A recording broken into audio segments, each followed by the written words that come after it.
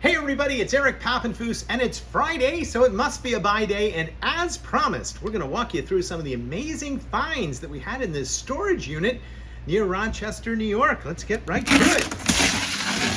So as you know, we purchased two collections, and we're going to start with the collection of books on missions and missionaries. And by far, to me at least, the book that was the most interesting was this little book. And it is a biography of a gentleman named Henry Obacaya. Now, Henry was a Hawaiian, and he, at the young age, sometime in his early teens, was taken aboard an American military vessel and sailed all around the world with the crew and eventually ended up in New Haven, Connecticut.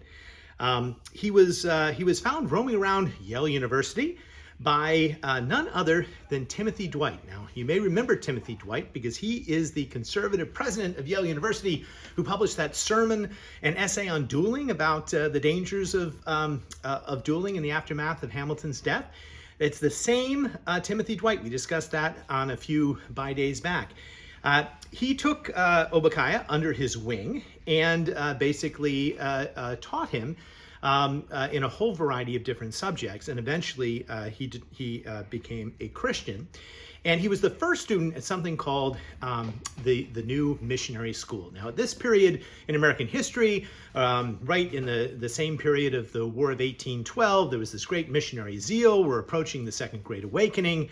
And there was a desire among Dwight and many others in New England to train indigenous people to become missionaries for their own communities. Rather than just have Westerners being the ones carrying the message.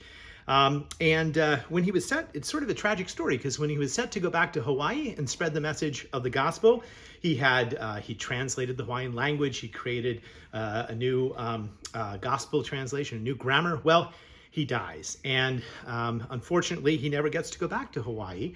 But just recently, within the past generation, his bones were reinterred in Hawaii and taken all the way back. And in Hawaii, his birthday is a holiday because he's considered the first Christian in Hawaii. So this is an example of what there were a lot of in the collection, a lot of biographies of 19th century missionaries. I also just wanted to highlight briefly the Judson women, because they were very important people in the 19th century. These are all biographies of the three Judsons. The most famous of which is Anne. They were all missionaries in Burma, and Anne is largely considered the first American missionary. We'll take this book because it's got her picture, to travel the world, and she translated the gospel into Burmese.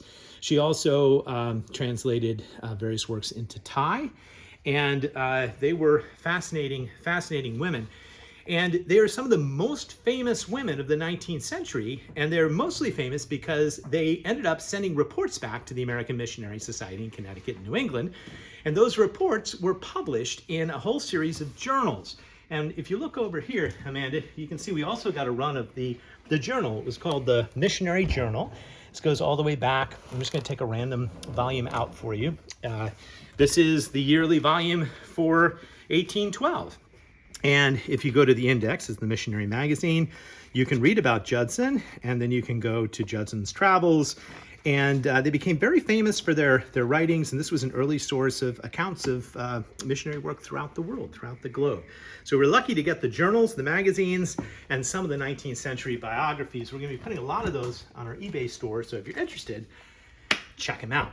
The other collection that we got was a Pennsylvania county histories, all from the 1880s. And here are a few over here. You can get a sense of what they were. They're these big books. They all have that in common. Oftentimes they were folios. And I just wanted to take one to show you today. And this happens to be the history of Indiana County. Now, in the aftermath of the Civil War, there was a real attempt to reckon with American history, and a lot of people went to search for their own local history as a starting point. And each of the counties in Pennsylvania ended up publishing a history that was similar to this.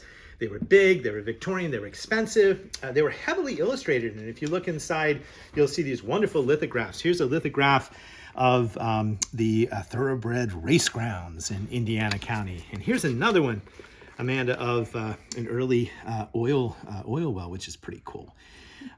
They also had maps, which were good for the county, and you could basically find your place. Now, they were obviously expensive, and they were mostly purchased by sort of prominent individuals, and they're really very useful to genealogists today. The only other thing I really wanted to mention about Indiana County is it was owned by a really interesting guy. Let me show you the inscription here.